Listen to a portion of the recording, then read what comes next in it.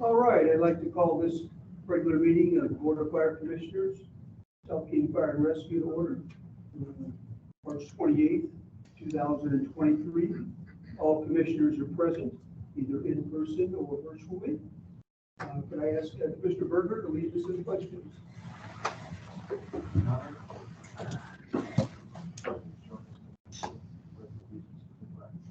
Allegiance to the flag of the United States of America and to the republic for which it stands, one nation, under God, indivisible, with liberty and justice for all.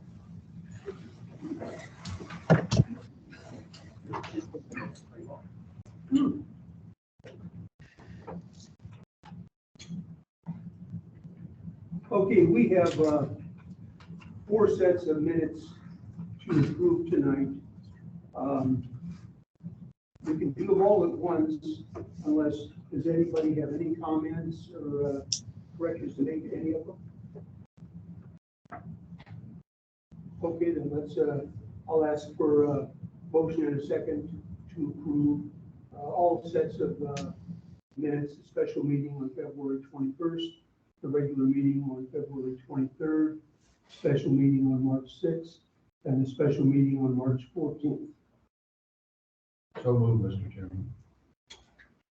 I'll second. The motion's been seconded to approve all sets of minutes. All in favor, say aye. Aye. Aye. Opposed? Carried unanimously. Thank you. All right, Commissioner comments. Start with you, Commissioner Fuller. No comments tonight, thank you. All right. Mr. Bedino, Nothing from me, thank you. Mr. Thompson. No comment. Think about it for a I second. think, I'll say something profound, but I'm not going to. All right.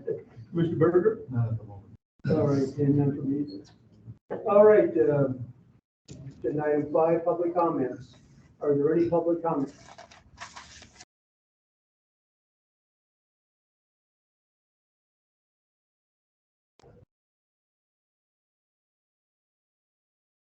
Doesn't look like it. All right. Moving on to item 6, Commissioner Committee reports. I don't think we've got any reports. I will mention that in our packets, there was a list of the commissioner committees as they stand right now, so that everybody's up to date on those. All right, agenda item 7, resolution number 628, name change, South King Fire. If I can ask Chief McCaffrey to read the resolution. Yes, sir.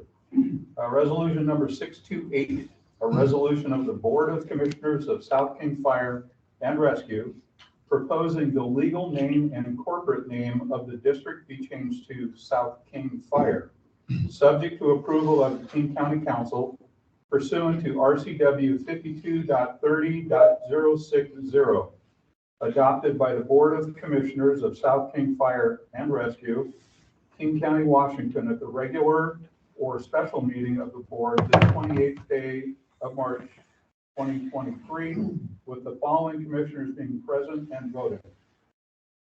All right, is there a motion and a second to approve resolution number 628? I'll move resolution number 628. I'll second that. All right. Okay, motion's been made and seconded to approve resolution number 628. Any questions or discussion? I did have a question for the chief, for the chair. Chief McCaffrey, can you give us kind of an outline of what will need to change physically and virtually, I'll say, Yeah. in order for the name change to go through? What will change on apparatus and structures and website and all that? Absolutely. I'll try and kind of boil it down. A good bit of what we have already, for example, these logos on most of our shirts, the patches that firefighters are wearing right now, all say South King Fire. So that won't change. The new vehicles that we have purchased have been marked South King Fire or in the process of being marked South King Fire. Some of the existing vehicles that we have I believe say South King Fire. So over time, I wouldn't suggest at all that we do this overnight, that over time, gradually replacing the banners on the rigs, for example. There's a number of things that are probably, I'm missing. Some of the markings on the fire stations, we would have to redo. Do we have monument signs, Dave? We have some monuments, I believe station 66, 62 has them on the flagpoles, those sorts of things. We'd probably have to take a look at that. Some of that, I think we could probably legacy out based on when that particular event had taken place.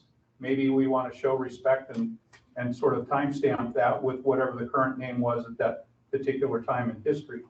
The website, I believe, already has South King Fire. It doesn't say South King Fire and Rescue. Can't confirm that. Is that correct? Yeah. So it's really just a kind of a housekeeping issue that I don't want to try and do overnight. It's going to take a little bit of time. Did that answer the question? Okay. Any other comments, questions? Okay, if there's no other discussion, all in favor of approving resolution 628, say aye. Aye. Aye. Opposed? All right, carried unanimously, thank you. All right, agenda item 8, discuss the vaccine mandate. Chief, you want to lead us off on that? Sure. So I've had some discussion with a number of the Valley chiefs, Renton, Puget Sound, and Berphus chief. We've discussed this a number of times, most recently last week at a meeting. A part of the mandate, if I can take you back to when the commission imposed the mandate, there was a concern that if we did not follow suit with the rest of the Valley agencies, in particular the big three, that we had a risk of not receiving mutual aid, or frankly, locking us out of providing mutual aid. And that was, I'm not speaking for the board, but I know that was a concern. As time went on, the mandates have, or well, COVID has eased a little bit, and it's certainly changed over time. The state has dropped the mandate, as has the county. We fall under a contractor's position within King County. And so with the dropping of those mandates, the Valley agencies dropping those mandates, I believe, and this has been an issue for me personally that's been of great interest, that the time has come that we should probably consider dropping that mandate as well. We have returned some firefighters that have been displaced because of all of this. They're now back at work.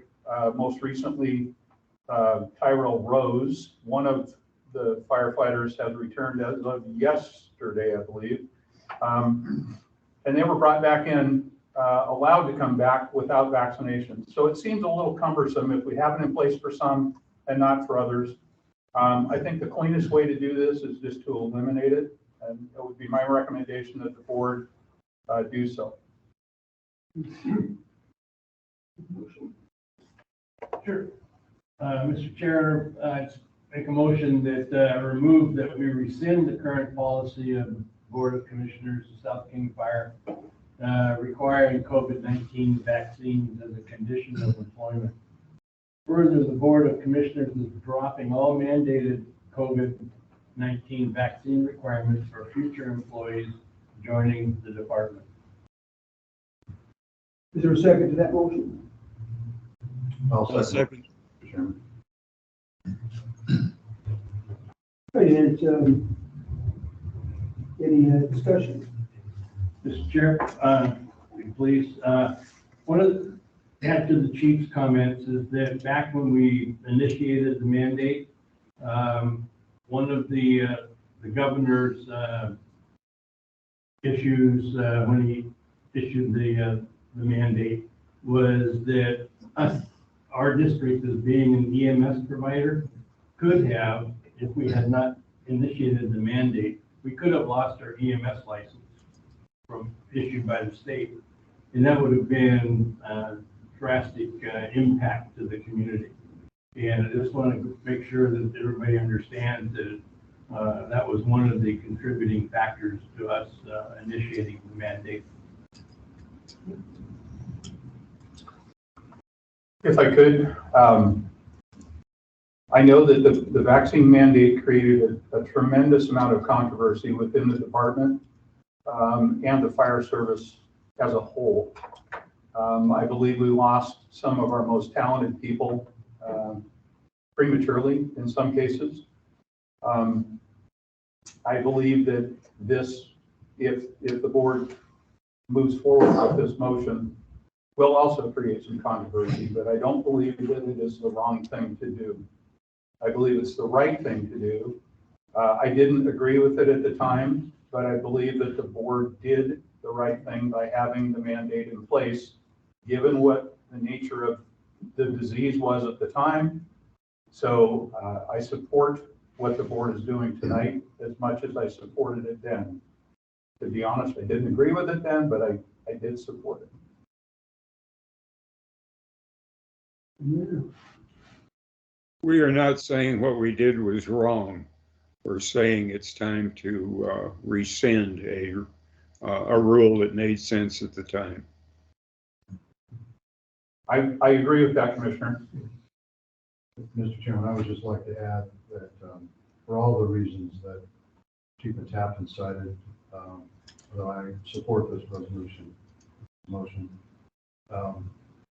I think the most compelling reason for me personally as a commissioner back in August of 21 that I voted to implement the mandate was the fact that the Valley agencies are our sister agencies that we depend upon for a significant portion of our response to community emergencies, fires, emergency medical incidents, was going to be lost. And it felt like, in my mind, we really had no choice but to join them in implementing the mandate in the way in which they did, and we ultimately, as well as the other reasons that were described and what Commissioner Thompson said, the risk of losing the license as well. So while it was one of the most difficult decisions I've ever had to make in many, many years of public service, it was the right decision, and I really am proud of the fact that the firefighters prior to the decision protected themselves and their patients without fault, as far as I know.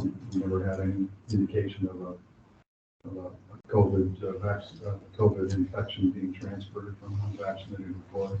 So in my heart, I felt the way Chief Matapton did, but my head, as the rest of the commissioners, told me that we really didn't have a choice. We had to implement the way in which we did to maintain the level and quality of service that we had and continue to have.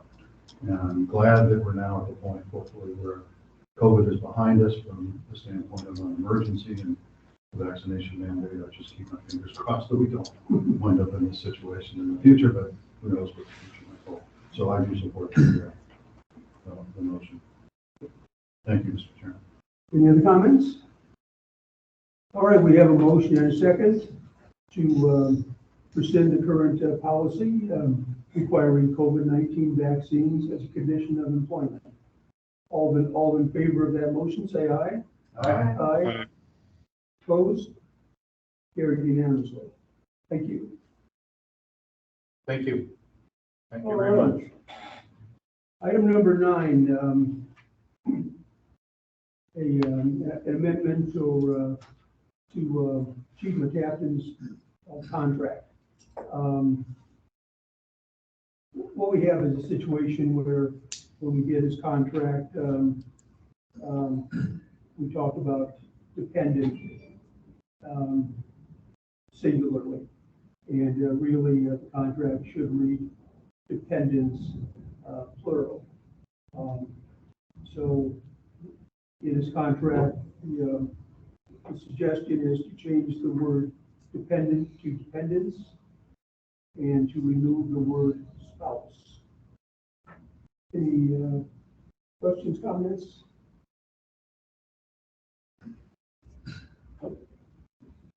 Could I have a motion that we make that change? Mr. Chair, I move that we amend section 6, subsection M of the professional services contract for Chief Matapton by changing the word dependent to dependent, the plural, and to remove the word spouse. For a second. I'll I'll second. second that motion. I'll defer to Commissioner.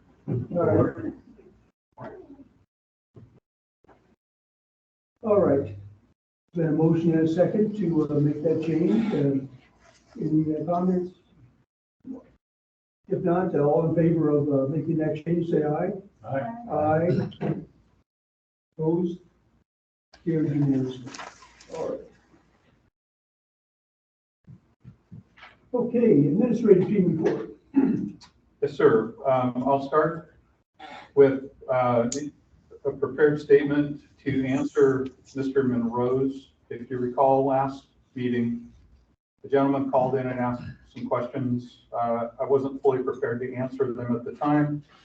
Staff and I have put together a response. I don't know if Mr. Monroe's online, but I'll read what I have prepared. Mr. Monroe indicated that there was a rumor that we were considering closing down the ambulance in the Twin Lakes community. And before I go any further, just a nomenclature correction. We don't refer to, at least in this area in the fire service, as ambulances, what are really 8 cars. So going forward, I believe his intent was to address age 63 in particular. And I brought that up. I didn't get any sort of indication that I was incorrect. So I'll assume that age 63 is what he was referring to. The answer is the gentleman was referring to age 63 housed at Station 63 in the Twin Lakes community in Federal Way. The district has not closed the 8-car due to firefighter staffing issues. The unit is in service 70 to 80% of the time.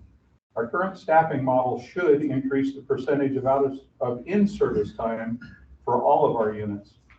Mr. Monroe asked, he seems to recall voting for initiatives to staff that 8-car. The district's answer is, for many years, the district has strived to get age 63 operational. It was a goal in a previous strategic plan. In fact, the district has increased operational staffing the last 4 years in the hopes of achieving that goal. Unfortunately, it's been a moving target. The pandemic, vaccination mandate, and other issues have caused fluctuations in our daily staffing. In terms of voting for an initiative to staff that unit, educational materials related to the district's maintenance and operation levies and lids lifts do not specify how and when units will be staffed. Informal communications between labor and management over the years, including prior administrations, have reinforced the passage of critical funding measures to achieve our operational goals. Mr. Monroe indicated they had heard about breaking down the CARES unit and was concerned about alleviating citizens' problems around our area. The response is the CARES program was a partnership with neighboring agencies to provide a social worker and firefighter response to non-emergent or otherwise low acuity calls. Last year, we terminated the partnership after determining the program needed to be retooled in such a manner as to provide the best benefit to the citizens within our service area. As stated at the last meeting, we had some issue to work through with our labor group. With those partially resolved now, it is our hope to introduce a replacement program in the not too distant future. It is also important to note the program was primarily funded with money from King County. We are on a hiatus. Those funds are parked, and until we introduce a replacement program, at which point we can draw those monies allocated for that purpose.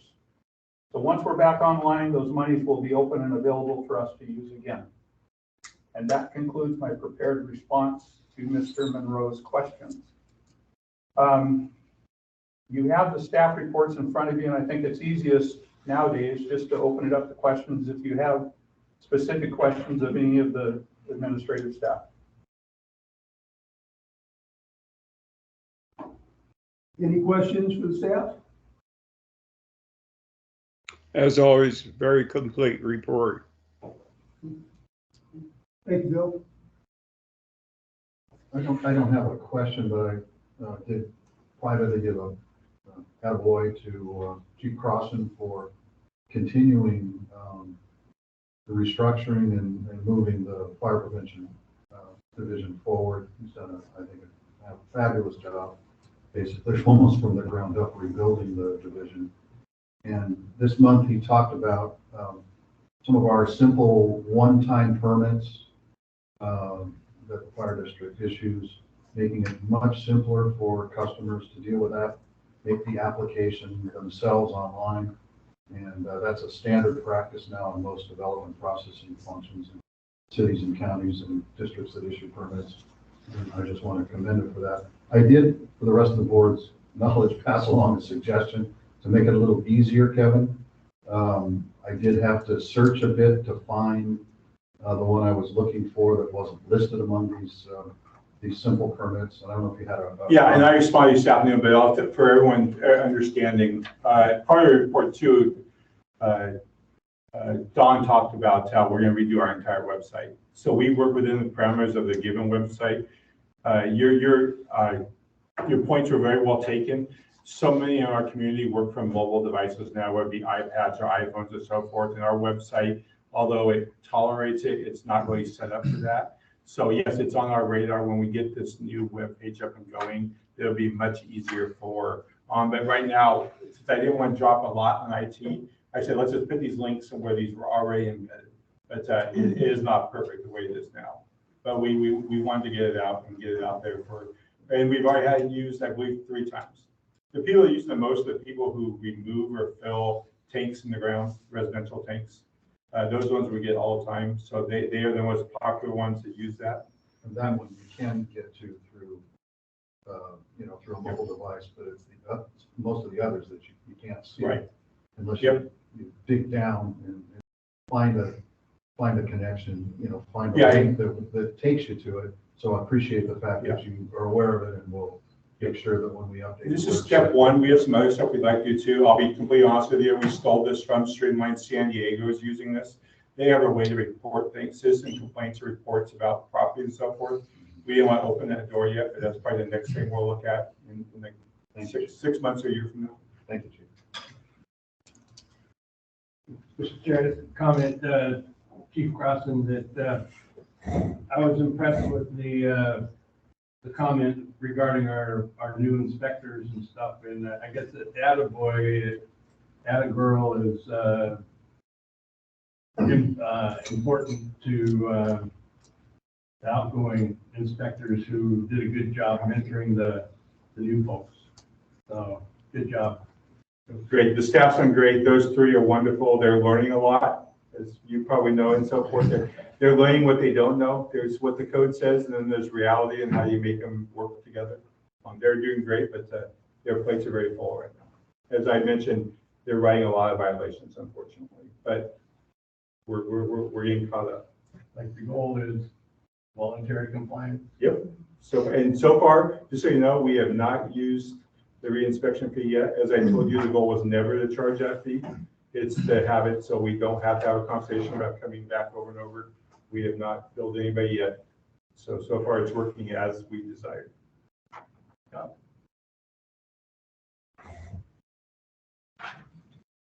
Okay, moving on, March budget. I will turn it over to Director Ganem. We're closing out the first quarter of 2023, and we're slightly over budget. Coincidentally, I actually had to double check the numbers. We are 1 14/100% over budget, which was exactly the same percentage as it was last month, for anybody that's paying attention. I don't know how often that happens, but it happened. We're doing okay, and our finance supervisor is unavailable tonight, so I'm going to pass it to Lorraine to read the particulars. Good evening. This is Lorraine Young, and I am fill you in on the expenses for this month. We had mid-month utilities warrants totaling $80,652.08.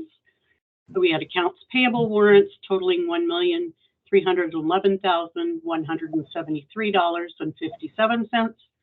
And we processed payroll for 188 individuals by direct deposit totaling $1,352,674.65.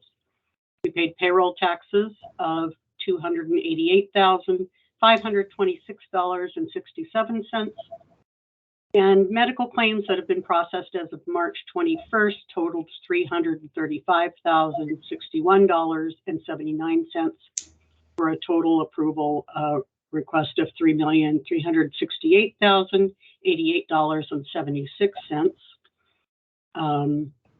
Our expenses together with the March 23rd processed medical claims that are not captured in the expense report are $335,061.79, which brings us to the $10,769,753.32 year to date, representing, as Joe mentioned, the exact same percentage, just barely over budget of 1.14%. All right, thank you. All right, could I have a motion and a second to approve the vouchers? Mr. Chair, I move that we approve the vouchers. I'll second. A motion that is made and seconded to approve the vouchers. Any questions, comments? All right, all in favor of approving the vouchers, say aye. Aye. Aye. Aye. Opposed?